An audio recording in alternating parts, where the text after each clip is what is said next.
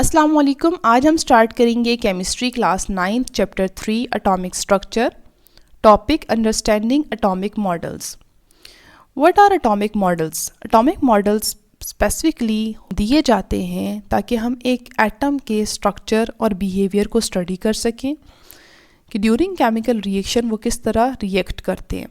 Atomic model एक conceptual tool है, ये फिज़िकल ऑब्जेक्ट नहीं है, ये एक कंसेप्ट है और इसकी हेल्प से हम ये बता सकते हैं कि एटम बेसिकली किस तरह दिखता है, उसका स्ट्रक्चर किस तरह है और वो केमिकली बिहेव कैसे करता है। इवोल्यूशन इसकी कैसे हुई, जैसे कि रिसर्च और टेक्नोलॉजी में एडवांसमेंट आती गई, हमारा एटॉमिक मॉडल भी रिफाइन होता गया और इम्प्रूव होता गया। अगर हम एक एटम का सिंपल व्यू देखें तो एटम के अंदर एक न्यूक्लियस होता है, दरमियान में उस न्यूक्लियस के अंदर प्रोटॉन्स होते हैं और न्यूट्रॉन्स होते हैं और इनको कलेक्टिवली हम कहते हैं न्यूक्लियॉन्स। न्यूक्लियॉन्स क्या हैं? Protons and neutrons. प्रोटॉन्स के ऊपर पॉजिटिव चार्ज होता है जबकि न्यूट्रॉन्स के ऊपर कोई चार्ज नहीं होता। दोनों प्रोटॉन्स और न्यूट्रॉन्स होते हैं काफ़ी मैसिव होते हैं, मतलब इनका मास बहुत ज़्यादा होता है। अगर इलेक्ट्रॉन्स की बात करें तो ये इसी न्यूक्लियस को, जिसके अंदर न्यूक्लियॉन्स प्रेजेंट हैं, उसको सराउंड करते हैं और इसके अराउंड मूव करते हैं सर्टेन एनर्जी लेवल्स में। और इन इलेक्ट्रॉन्स को जो न्यूक्लियस के अराउंड मूव करते हैं, इनका mass as compared to protons and neutrons बहुत ज़्यादा कम होता है। अगर हम एक एटम के अंदर मास डिस्ट्रीब्यूशन देखें तो अभी हमने बात की कि सबसे ज़्यादा मास न्यूक्लियस के अंदर प्रेजेंट है, जो प्रोटॉन्स एंड न्यूट्रॉन्स हैं, और ये काफ़ी ज़्यादा मैसिव होते हैं, जबकि इलेक्ट्रॉन्स जो हैं वो बहुत लाइट वेट होते हैं। इसका मतलब है कि एक एटम का जो मैक्सिमम मास है वो न्यूक्लियस के अंदर प्रेजेंट होता है। न्यूक्लियर फोर्स कि कौन सी न्यूक्लियर फोर्स है जिसके थ्रू एटम के अंदर प्रोटॉन्स एंड न्यूट्रॉन्स प्रेजेंट होते हैं, क्योंकि प्रोटॉन्स पॉजिटिवली चार्ज है और न्यूट्रॉन्स के ऊपर कोई चार्ज नहीं है।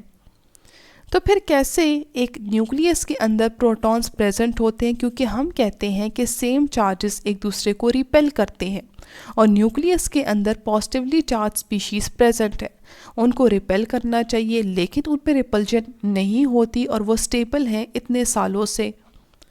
कहते हैं कि न्यूक्लियस के अंदर एक बहुत स्ट्रॉन्ग अट्रैक्टिव फोर्स है जो प्रोटॉन्स एंड न्यूट्रॉन्स को बाइंड करती है। इसकी स्ट्रेंथ इतनी ज़्यादा है, इलेक्ट्रोस्टैटिक और मैग्नेटिक फोर्सेस से भी स्ट्रॉन्ग है, कि जो हम कहते हैं कि प्रोटॉन और प्रोटॉन एक दूसरे को रिपेल करता है, ये जो न्यूक्लियर फोर्स है, इसकी जो फोर्स ऑफ अट्रैक्शन है ये उस रिपल्जन से बहुत ज़्यादा है।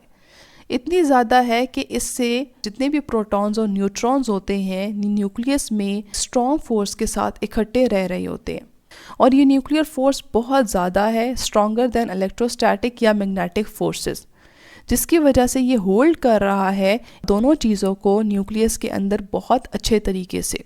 और यही न्यूक्लियर फोर्स रिस्पॉन्सिबल है to overcome the electrostatic repulsion between protons, क्योंकि हम कहते हैं प्रोटॉन्स सेम चार्जेस हैं, उनको रिपेल करना चाहिए, उनमें रिपल्जन होनी चाहिए। तो वो रिपल्जन कंट्रोल करने के लिए न्यूक्लियर फोर्स काफ़ी है, क्योंकि इसकी जो ताकत है वो इससे बहुत ज़्यादा है, जिस वजह से न्यूक्लियस में प्रोटॉन्स बहुत स्टेबल हैं और वो इकट्ठे रह रहे हैं।